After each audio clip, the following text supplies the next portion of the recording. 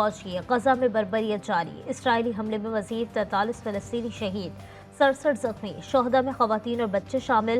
اسرائیلی فوج نے غزہ میں پناہ گزین کیمپوں کو نشانہ بنایا۔ غزہ میں شہداء کی مجموعی تعداد 40,861 ہو گئی، 94,251 افراد زخمی۔ مغربی کنارے میں بھی صہیونی جارحیت سے ایک ہفتے میں 33 فلسطینی شہید ہوئے۔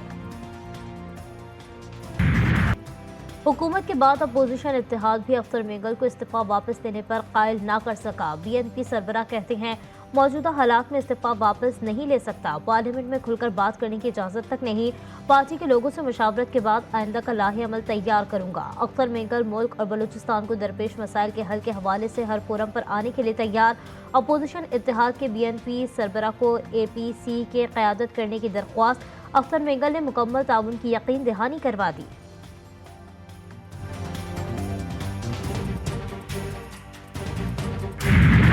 وفاقی حکومت بلوچستان نیشنل پارٹی کے سربراہ اختر مینگل کو منانے میں ناکام، استعفیٰ منظور نہ کرنے کا فیصلہ۔ اختر مینگل نے حکومت کی تمام تر یقین دہانیاں مسترد کر دیں، کہا کسی کو بلوچستان کے مسائل کا احساس ہی نہیں۔ حکومتی وقت استعفیٰ واپس لینے کے لیے مجھے قائل کرنے آیا تھا، لیکن میں نے انہیں قائل کر لیا۔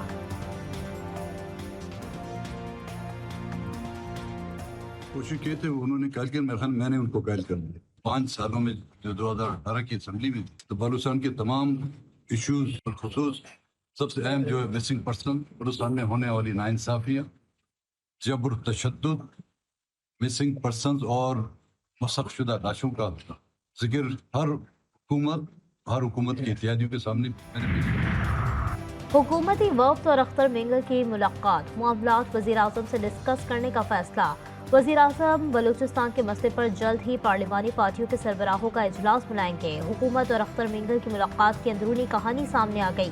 وزیر اعظم کے ساتھ پارلیمانی پارٹیوں کے سربراہان کی ملاقات کے دوران بلوچستان کا مسئلہ سر فہرست ہوگا۔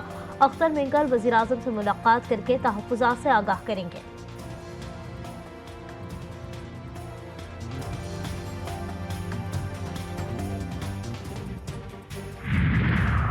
تحریک انصاف کا بلوچستان کے مسئلے پر اے پی سی بلانے کا مطالبہ۔ اپوزیشن اتحاد تحریک تحفظ آئین پاکستان ہنگامی اجلاس کے بعد رہنماؤں کی میڈیا سے گفتگو۔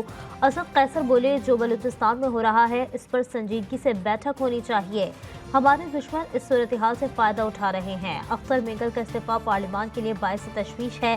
لطیف کھوسہ کا کہنا تھا کہ موجودہ حکومت آئین میں ترمیم نہیں کر سکتی، حکومت کے پاس دونوں ایوانوں میں ترمیم کے لیے درکار اکثریت نہیں۔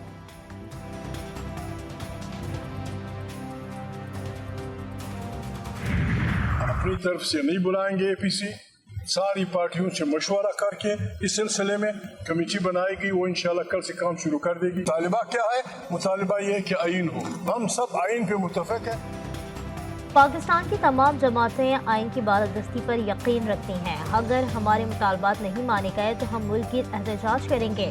آئین تحفظ پاکستان کے سربراہ محمود اجزئی کی میڈیا سے گفتگو، کہتے ہیں ہم ساری پارٹیوں سے مشورہ کر کے آل پارٹیز کانفرنس بلائیں گے۔ اس حوالے سے ہماری کمیٹی بنائی گئی ہے جو کل سے کام شروع کرے گی۔ ہمارے ساتھ جتنی بھی جماعتیں ہیں ان سب کا مطالبہ ہے کہ آئین کی بالادستی ہو۔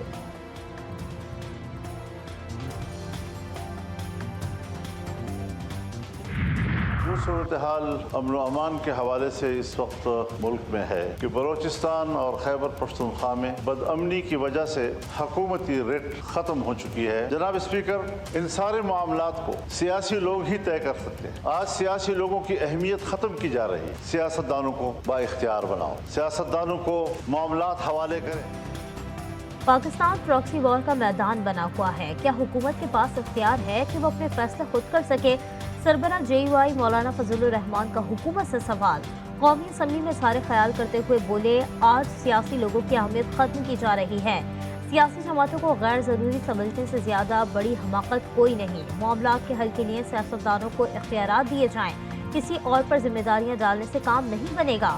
سب چیزیں اپنے اندر سمیٹنا اور سارے معاملات کے لیے فیصل آباد کا گھنٹہ گھر بن جانا یہ شاید ایک خواہش ہو سکتی ہے مگر یہ مسئلے کا حل نہیں۔